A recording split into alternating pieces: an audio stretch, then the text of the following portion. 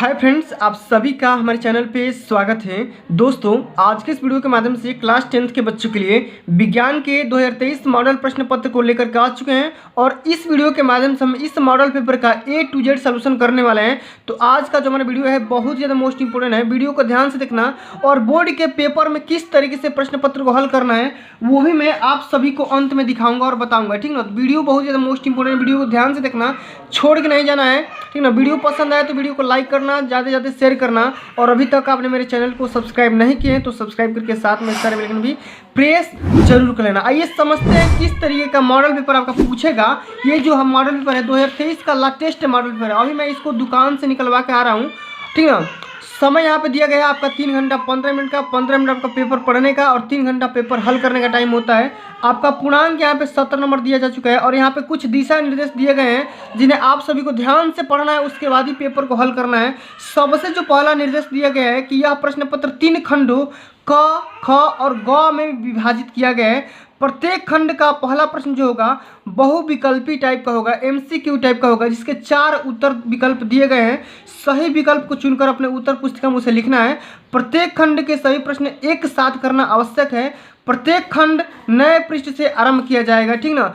सभी प्रश्न यहाँ पे करना अनिवार्य है और प्रश्नों के निर्धारित अंक उनके सम्मुख दिए गए हैं। जो भी क्वेश्चन जितना नंबर का है वो हम बता दिया गया है कि कौन सा क्वेश्चन कितने नंबर का है। प्रश्नों के निर्धारित अंक उनके सम्मुख दिए गए हैं। आवश्यकता अनुसार अपने उत्तरों की पुष्टि स्वच्छ एवं नामांकित चित्रों तथा रासायनिक समीकरणों के द्वारा दीजिए। तो ये है आप सभी कुछ यहाँ पे दिशा निर्देश जिन्हें आप सभी को पढ़ना है और ध्यान से पेपर हल करना है, ठीक ना। आइए समझते हैं सबसे जो पहला खंड है क, इसको हल करते हैं। किस तरीके से बोर्ड के पेपर में आप सभी इसे हल करोगे कि आपका एक भी नंबर नहीं कटे, आप आसानी से 90% स्कोर कर सकते हो, ठीक ना। इस मॉडल पेपर को देखने के बाद तो इस मॉडल पेपर को आसानी से देखना, ध्यान से देखना और अंत तक जरूर देखना। लाइक शेयर सब्सक्राइब जरूर कर देना। आइए सबसे जो पहला क्वेश्चन पूछा जा रहा है कि किसी वस्तु से बड़ा आभासी प्रतिबिंब बन सकता है, किस दर्पण के द्वारा बनेगा? उत्तल दर्पण के द्वारा कि अवतल दर्पण के द्वारा या समतल दर्पण के द्वारा या अवतल लेंस के द्वारा? तो देखो, जब भी कोई भी वस्तु या वस्तु से बड़ा हम आभासी प्रतिबिंब देखेंगे तो हम देखेंगे अवतल दर्पण के द्वारा। इसका ऑप्शन कौन सा सही हो जाएगा? ऑप्शन नंबर सेकंड सही हो जाएगा। तो हमें ऑप्शन के साथ लिखना है बोर्ड के पेपर में कि अवतल दर्पण के द्वारा, ठीक ना। अगला क्वेश्चन ये है कि प्रतिरोधकता यानी कि रेजिस्टिविटी का SI मात्रक क्या होता है? Ohm into metre. ये मीटर स्क्वायर नहीं है, ओम इंटू मीटर है, ठीक ना। कुलाम है, वोल्ट मीटर है, ओम है। तो सभी को पता है जो ओम है रेजिस्टेंस का मात्रक है, रेजिस्टिविटी का मात्रक नहीं है, ठीक ना। कुलाम चार्ज का मात्रक है, ठीक ना। इसी तरीके से हम धारा का मान यहाँ पे निकाल सकते हैं, ठीक ना। और यहाँ पे देखो, जो प्रतिरोधकता का जो SI यूनिट हो जाएगा वो क्या हो जाएगा? Ohm into metre. अगला ऑप्शन यहाँ पे पहला ऑप्शन सही हो जाएगा, ठीक ना। इस तरीके से हम हल करेंगे। अगला क्वेश्चन कि विद्युत धारा उत्पन्न करने की युक्ति को, ऐसी मशीन जो इलेक्ट्रिक करंट डेवलप करे, उत्पन्न करे, उस मशीन को हम क्या बोलेंगे? तो उस मशीन को हम बोलते हैं जनरेटर यानी कि जनित्र बोलेंगे। ऑप्शन नंबर दिया गया गैल्वेनोमीटर, मोटर, एमीटर, जनित्र। तो इसका ऑप्शन नंबर पहला सही हो जाएगा कौन सा? तो जनरेटर यानी कि जनित्र हो जाएगा, ठीक ना। इसी तरीके से अगला question very most important question है कि अभिनेत्र लेंस की फोकस दूरी में परिवर्तन किया जा सकता है। किसके थ्रू आप परिवर्तन कर सकते हो? पुतली के द्वारा नहीं, दृष्टपटल के द्वारा नहीं, परितालिका के द्वारा नहीं, तो ये होगा पक्षमाभि के द्वारा। ऑप्शन नंबर इसका सही हो जाएगा, थर्ड हो जाएगा, ठीक ना। इस तरीके से आप सभी को बोर्ड के पेपर में हल करना है। आइए अगला क्वेश्चन हम समझते हैं कि अगला क्वेश्चन क्या दे रहा है। तो अगला जो हमारा क्वेश्चन होगा बहुत ज़्यादा मोस्ट इंपोर्टेंट है, इसको भी ध्यान से हमें समझना है। बोल रहा है क्वेश्चन कि वाहनों में किस प्रकार के दर्पण को पश्च दृश्य दर्पण के रूप में वरीयता दी जाती है। और ये जो क्वेश्चन है बोर्ड के पेपर में 2 नंबर में पूछा जाता है। हर साल और हर बार ये क्वेश्चन पूछा जाता है कि वाहन का जो हम यूज़ करते हैं उसमें कौन सा दर्पण यूज़ करते हैं, कौन सा मिरर यूज़ करते हैं। तो हम दूर की वस्तु को देखने के लिए हम उत्तल दर्पण के यूज़ करेंगे। कौन सा? उत्तल दर्पण का। हम यहाँ पे लिख देंगे उत्तल दर्पण का, आप एक लाइन में लिख सकते हो, ठीक ना। उत्तल दर्पण का हम प्रयोग करेंगे। अगला क्वेश्चन ये है कि किसी अवतल लेंस की फोकस दूरी 15 सेंटीमीटर दिया गया है। वस्तु को लेंस से कितनी दूरी पर रखें कि इसके द्वारा वस्तु का लेंस से 10 सेंटीमीटर की दूरी पर प्रतिबिंब बने? तो इसका एक सिंपल सा फार्मूला है कि 1/v - 1/u = 1/f। ये माइनस वाला पे लगा लेना जब लेंस होगा। अब जब दर्पण होगा तो यहाँ पे पॉजिटिव हो जाएगा, प्लस हो जाएगा, 1/v plus 1/u is equal to 1/f। इस पे लगा लेना, f का मान रख देना यहाँ पे। वस्तु का लेंस से दूरी दिया गया है तो u का मान 10 रख देना, v का मान यहाँ पे निकल के आ जाएगा, ठीक ना, वस्तु को, ठीक ना, u का मान। इसी तरीके से अगला क्वेश्चन कि जरा दृष्टि दोष क्या है, इसका निवारण आप किस तरीके से कर सकते हो। तो देखो जरा दृष्टि दोष में देखो ना व्यक्ति को पास की वस्तु दिखाई देती है ना व्यक्ति को दूर की वस्तु दिखाई देती है। इसमें होता क्या है, आधी आधी वस्तु दिखाई देती है, ठीक ना, क्लियर दिखाई नहीं देती है। तो हम इसका निवारण इस तरीके से करेंगे कि हम इसमें द्विफोकसी लेंस का प्रयोग करेंगे। कैसा, उत्तल का भी करेंगे और अवतल लेंस का भी प्रयोग करेंगे, यानी कि द्विफोकसी लेंस का हम यूज करके इस हम दोष का निवारण कर सकते हैं। ठीक, अगला क्वेश्चन पूछा जा रहा है कि प्रकाश के परिवर्तन के नियम लिखिए। प्रकाश के परिवर्तन का क्या क्या नियम होता है, ठीक ना। और यहाँ पे बताया जा रहा है कि 20 सेंटीमीटर वक्रता त्रिज्या वाले अवतल दर्पण के सामने 5 सेंटीमीटर दूरी पर u का मान दिया गया है। फिर यहाँ पे 15 सेंटीमीटर की कोई वस्तु रखने पर प्रत्येक स्थिति में प्रतिबिंब कहाँ और कैसे बनेगा। तो दर्पण है तो दर्पण के लिए 1/f बराबर 1/v प्लस 1/u लगा लेना, लेकिन दो कंडीशन यहाँ पे दिया गया है, ठीक ना। एक 5 सेंटीमीटर दूर पे रखना u का मान, एक यहाँ पे u का मान 15 रख देना, v का मान दोनों कंडीशन में निकल के आ जाएगा। और प्रकाश के परिवर्तन के दो नियम है, ठीक ना, आपतन कोण और परावर्तन कोण का मान हमेशा सदैव होता है, और आपतन कोण, परावर्तन कोण और अभिलंब तीनों एक ही तल में होते हैं। तो इसके दो नियम आप सभी लोग लिख देना और इसका फार्मूला पे इसको रख के हल कर देना। या आप ये भी कर सकते हो कि लेंस क्या होता है, लेंस की परिभाषा लिखना है। प्रकाशित गुणों के आधार पर यह कितने प्रकार के होते हैं, मेनली यह 2 टाइप्स के होते हैं, अवतल लेंस, उत्तल लेंस, ठीक ना। उत्तल लेंस में प्रथम फोकस तथा लेंस के बीच स्थित वस्तु के प्रतिबिंब बनना किरण आरेख के द्वारा समझाना है। यह भी आप आसानी से कर सकते हो, 4 नंबर के क्वेश्चन पूछा जा रहा है, ठीक ना। अब अगला क्वेश्चन बहुत ही आसान क्वेश्चन है कि किसी चालक का प्रतिरोध किन कारकों पर डिपेंड करता है, ताप पे करेगा, ठीक ना, और कौन कौन चीज़ पे डिपेंड करता है, आप सभी को लिखना है। फिर दिए गए पदार्थ के लिए L लंबाई, A मोटाई और तार का प्रतिरोध 4 ओम है, तो इस पदार्थ के किसी अन्य तार का प्रतिरोध क्या होगा जिसकी लंबाई 1/2 तथा मोटाई A2A है। तो ये भी क्वेश्चन आसान सा है, इसको भी मैं बता दूंगा अगले वीडियोज़ के माध्यम से, आप पहले कर लेना, ठीक ना। नहीं आएगा तो मैं तुरंत इसका सोल्यूशन अपलोड कर दूंगा। अब ये अगर नहीं आएगा तो ये अथवा वाला कर लेना कि वैद्युत विभवांतर की परिभाषा लिखना है। तो इसका विभवांतर का परिभाषा सेम बहुत ही आसान है कि एकांक आवेश को वैद्युत क्षेत्र के अंदर लाने में किए गए कार्य को हम क्या बोलेंगे, वैद्युत विभवांतर या विद्युत विभवांतर, इलेक्ट्रिक पोटेंशियल के नाम से जानते हैं।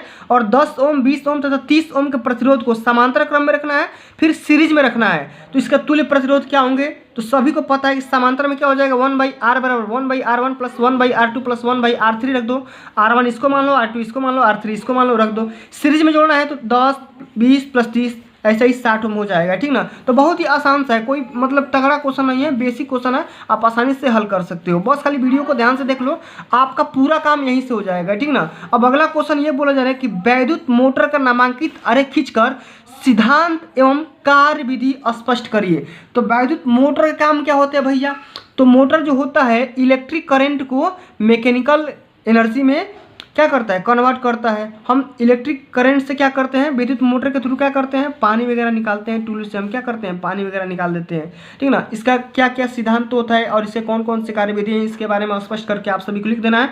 और ये क्वेश्चन 7 नंबर का पूछा गया है। देखो इसका कार्य लिखोगे, आरेख बनाओगे तो 2 नंबर मिल जाएगा, कार्यविधि स्पष्ट करोगे तो 4 नंबर मिलेगा। हर चीज़ का स्टेप है, तो आप स्टेप वाइज भी करोगे तो स्टेप मार्किंग हो जाएगा, आप अच्छे अंक स्कोर कर सकते हो। अगला क्वेश्चन, अगर ये मोटर वाला नहीं कर पा रहे हो तो ये वाला कर लो कि परिनालिका किससे कहते हैं। परिनालिका चुंबक की भांति कैसे व्यवहार करती है, किसी क्षण चुंबक की सहायता से विद्युत धारावाही परिनालिका के उत्तर तथा दक्षिण ध्रुव का निर्धारण कैसे किया जा सकता है, इसके बारे में आप सभी को लिखना है। बहुत ही आसान सा क्वेश्चन है, ठीक ना, 2 पन्ने का क्वेश्चन है, आप आसानी से लिख सकते हो। 7 नंबर आप यहाँ से स्कोर आसानी से कर सकते हो। इसी तरीके से हम खंड ख को हल करेंगे। खंड ख का जो पहला क्वेश्चन है बहुविकल्पी टाइप का है। बोला जा रहा है कि Zn plus CuSO4 dot dot dot ZnSO4 plus Cu रासायनिक अभिक्रिया किस प्रकार की अभिक्रिया है, ये आप सभी को बताना है कि संयोजन अभिक्रिया है कि विस्थापन है कि द्विविस्थापन है कि वियोजन अभिक्रिया है। तो देखो हुआ क्या है कि Zn यहाँ पे जिंक है तो Zn यहाँ पे आ गया है, Cu है तो CuSO4 से Cu अलग हो गया, SO4 इसमें Zn से कंबाइन हो गया यानी कि जिंक सल्फेट बना लिया है। इसके जो भी मतलब कि बाएं पक्ष के जो भी एलिमेंट हैं वो उत्पाद में क्या कर दे रहे हैं तो विस्थापित हो जा रहे हैं, तो ऐसे हम रिएक्शन को बोलेंगे विस्थापन अभिक्रिया। क्या बोलेंगे? विस्थापन अभिक्रिया बोलेंगे। तो इसका ऑप्शन नंबर सेकंड सही हो जाएगा। इसी तरीके से हम इसके अगले नंबर क्वेश्चन पे बढ़ेंगे। अगला नंबर जो क्वेश्चन होगा बहुत ही सिंपल सा क्वेश्चन है, आप आसानी से इसे कर सकते हो कि जल की कठोरता को हटाने के लिए निम्न में से किसका उपयोग किया जाता है? बेकिंग सोडा का, धावन सोडा का, विरंजक चूर्ण का या प्लास्टर ऑफ पेरिस का?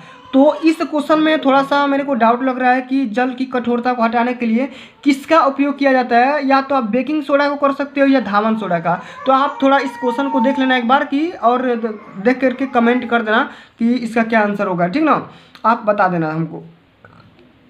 अगला क्वेश्चन ये है कि निम्न में से किस यौगिक में OH एक क्रियात्मक समूह है? तो सभी को पता है कि OH क्रियात्मक समूह कब होगा कि जब ब्यूटेनॉल यौगिक होगा तब, ठीक ना, ब्यूटेनॉल इसका ऑप्शन सही हो जाएगा।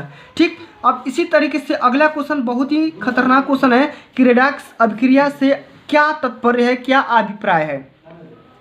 तो रेडॉक्स अभिक्रिया ऐसी अभिक्रिया होती है जिसमें अपचयन और उपचयन दोनों का काम होता है। उसी अभिक्रिया को हम क्या बोलेंगे? रेडॉक्स अभिक्रिया बोलेंगे, रेडॉक्स रिएक्शन बोलेंगे। और रासायनिक अभिक्रिया का एक उदाहरण देकर के समझाना है, एक रिएक्शन आप सभी को दे देना है, एग्जामिनर समझ जाएगा। एक नंबर रिएक्शन पे मिल जाएगा, एक नंबर परिभाषा पे मिल जाएगा। अब अगला क्वेश्चन ये है कि बेकिंग सोडा बनाने की कौन कौन सी विधि है या विधि और उसको उपयोग लिखना है, 2 नंबर में आता है, ठीक ना। आधुनिक आवर्त नियम क्या क्या होते हैं इसके बारे में लिखना है, 2-4 नियम लिख दो, आराम से मिल जाएगा 1 नंबर। और आवर्त सारणी के किसी आवर्त में बाएं से दाएं जाने पर परमाणु त्रिज्या पे क्या परिवर्तन होता है, घटता है कि बढ़ता है, इसके बारे में आप सभी को लिखना है। और यहाँ पे बोर्ड के पेपर में हर साल और हर बार 2 IUPAC नाम लिखने को आएंगे 1-1 नंबर के, ठीक ना। आप सभी लोग IUPAC नाम अच्छे से पढ़ के जाना, नहीं आ रहा हो तो होगा तो बता देना, मैं IUPAC नाम का एक अलग से वीडियो सेपरेट वीडियो बना दूंगा, ठीक ना। अगला क्वेश्चन ये है कि संक्षारण किसे कहते हैं? धातुओं की संक्षारण रोकने की 2 विधियां बताइए। 2 विधियां लिखना है। संक्षारण किसे कहते हैं भैया? तो संक्षारण उसे बोलते हैं कि किसी भी लौह पदार्थ में अगर जंग लग जाता है तो उसी प्रोसेस को हम बोलते हैं संक्षारण, यानी कि जंग लग जाना। अब धातु में आप सभी लोग परिचित होंगे कि हम लोहे से बने वस्तु को हम क्या करते हैं, पेंट कर देते हैं, उस पर पेंट कर देते हैं, लेप कर देते हैं, प्राइमर चढ़ा देते हैं, तो हमारे पास क्या हो जाएंगी, धातुओं को संक्षारण रोकने को विधियाँ हो जाएंगी। तो किस तरीके से आप धातु को एज हम बढ़ा सकते हैं उसके बारे में लिख देना है, 2 विधि के बारे में लिख देना है, 2 नंबर पक्का मिल जाएगा। अब अगला क्वेश्चन कि निम्नलिखित पर टिप्पणी लिखिए। 3 क्वेश्चन यहाँ पे 3 अभिक्रिया दिए गए हैं, उसके बारे में लिखना है और तीनों 2-2 नंबर का है। एक 3 नंबर का है, साबुन की सफाई अभिक्रिया 3 नंबर का है। सजातीय श्रेणी, ऐसे श्रेणी जिसमें जो भी एलिमेंट होते हैं एक ही सीरीज में आते हैं, उसको हम सजातीय श्रेणी के नाम से जानेंगे। कार्बनिक यौगिकों में प्रतिस्थापन अभिक्रिया क्या होती है? अभी मैंने बताया Zn प्लस CuSO4 वाला, कैसे ZnSO4 बन गया, कॉपर अलग हो गया, तो क्या हो गया, प्रतिस्थापन अभिक्रिया हो गया, विस्थापन अभिक्रिया हो गया, ठीक ना।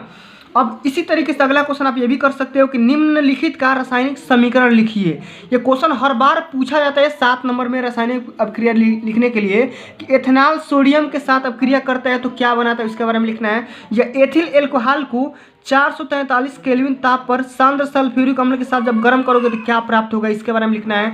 मेथेन को एयर के साथ जब जलाओगे तो क्या बनेगा, इसके बारे में लिखना है। और इसी तरीके से एथेनोइक अम्ल एथेनॉल के साथ अभिक्रिया करता है तो क्या बनता है, इसके बारे में आप सभी को डिटेल में लिखना है, एक रिएक्शन के साथ। तो 4 रिएक्शन कर दोगे आप सभी का 7 नंबर पक्का मिल जाएगा, ठीक ना। इसी तरीके से थोड़ा सा इसमें और भी क्वेश्चन दिया जा रहा है, आप यहाँ पे देख सकते हो।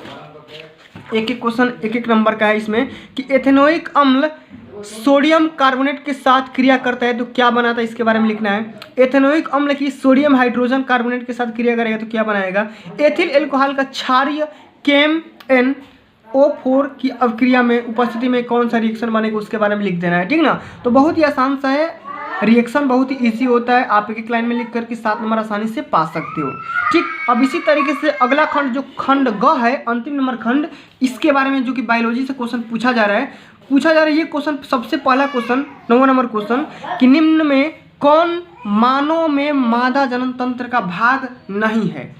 अंडाशय, गर्भाशय, शुक्रवाहिका, डिंब वाहिनी। तो मादा जनन तंत्र में कौन सा नहीं पाया जाता है, तो शुक्रवाहिका नहीं पाई जाती है। शुक्रवाहिका खाली पुरुष में पाया जाता है, उसमें अंडाशय, गर्भाशय और डिंब वाहिनी पाया जाता है महिलाओं में, ठीक ना। शुक्रवाहिका जबकि खाली पुरुषों में पाया जाता है, बच्चों में पाया जाता है, ठीक ना। अगला क्वेश्चन कि जीवाश्म ऊर्जा का स्रोत क्या है?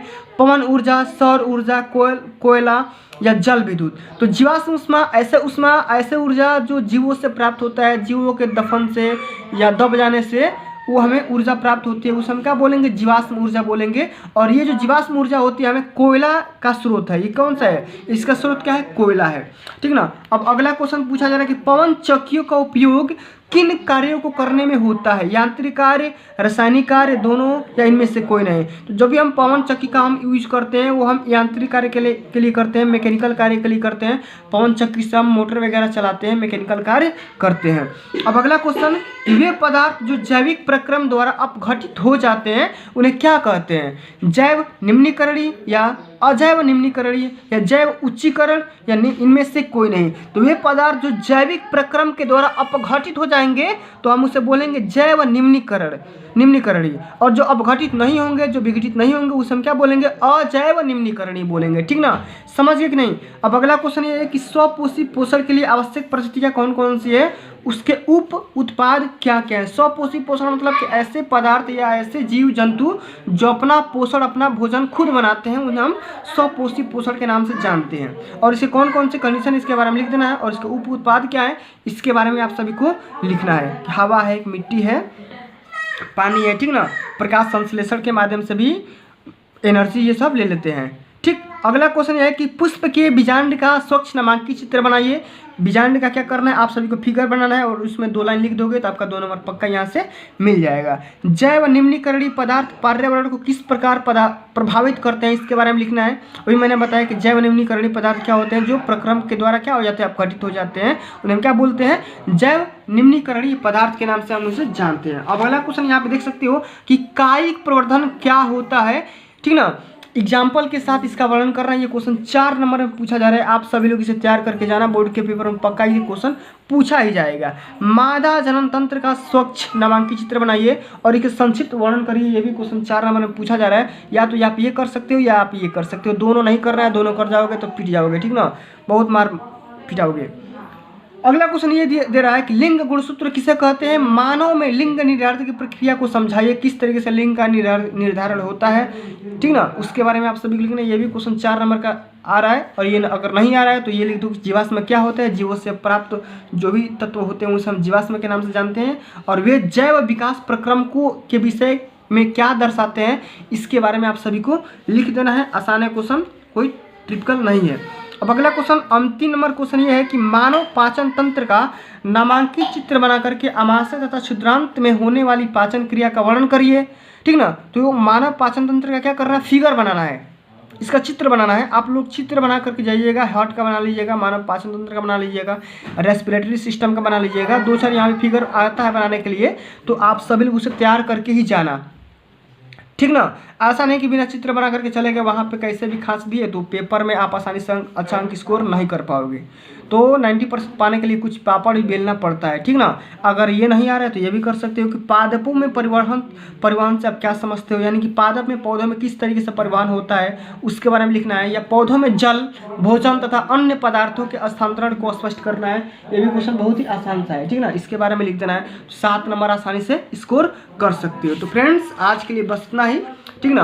अगर ये वीडियो आप सभी को अच्छी लगी होगी, हेल्पफुल लगी हो, तो वीडियो को लाइक करना और ज़्यादा से ज़्यादा शेयर करना। और अभी तक भी इसको बारे में कुछ समझ नहीं पाए हो तो बता देना, मैं इसको लिख करके एकदम A to Z इसका सलूशन मैं अपलोड तुरंत कर दूंगा। जैसे उसके लिए क्या करना होगा, इस वीडियो को लाइक करना होगा और ज़्यादा से ज़्यादा अपने दोस्तों में, रिश्तेदारों में, फ्रेंड्स में शेयर करना होगा, अपने क्लासमेट में शेयर करना होगा। शेयर करिए, ज़्यादा से ज़्यादा शेयर करिए। मैं इसका तुरंत ही सलूशन भी अपलोड कर दूंगा।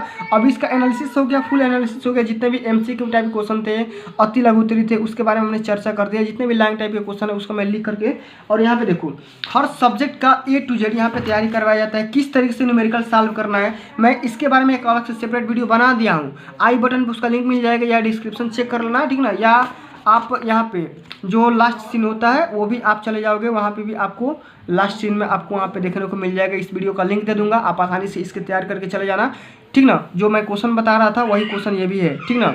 यही वाला देख सकते हैं, ये क्वेश्चन बहुत बार बोर्ड में रिपीट कर चुका है। तो इस तरीके से आप सभी लोग को तैयार करके जाना है और एक स्ट्रेटजी के साथ पढ़ना है, ठीक ना, कि हर चीज़ का मैं तुरंत यहाँ पे मॉडल सेट अपलोड करता हूँ। हर सब्जेक्ट की तैयारी कराई जाती है, 10th का 12th का, हर सब्जेक्ट का A to Z importance notes वगैरह सब कुछ यहाँ पे अपलोड किया जाता है। और अधिक जानकारी के लिए आप टेलीग्राम से भी जुड़ सकते हैं। टेलीग्राम का लिंक मैं चैनल के डिस्क्रिप्शन में दे दूंगा, आप वहाँ से टेलीग्राम पे विजिट कर लेना और यहाँ पे सबका PDF वहीं पे आप सभी को अवेलेबल हो जाएगा, मिल जाएगा। और बाकी सबका जीवन परिचय जो भी हिंदी में दिक्कत हो रहा है, इंग्लिश में दिक्कत हो रहा है, तो उसका भी सोल्यूशन जल्दी ही अपलोड किया जाएगा, ठीक ना। अभी मैथ पे ज़्यादा वीडियो अपलोड हो चुका है, आप मैथ की तैयारी यहाँ से बेहतर कर सकते हैं। तो फ्रेंड्स आज के लिए बस इतना ही, मिलते हैं अगली वीडियो में। अगर ये वीडियो आप सभी को अच्छी लगी हुई तो एक बार फिर से रिक्वेस्ट कर रहा हूँ, वीडियो को लाइक कर दीजिए, चैनल पर नए हैं तो चैनल को सब्सक्राइब करके साथ में सारे बेल आइकन भी प्रेस कर दीजिए। जय हिंद, जय भारत, वंदे मातरम।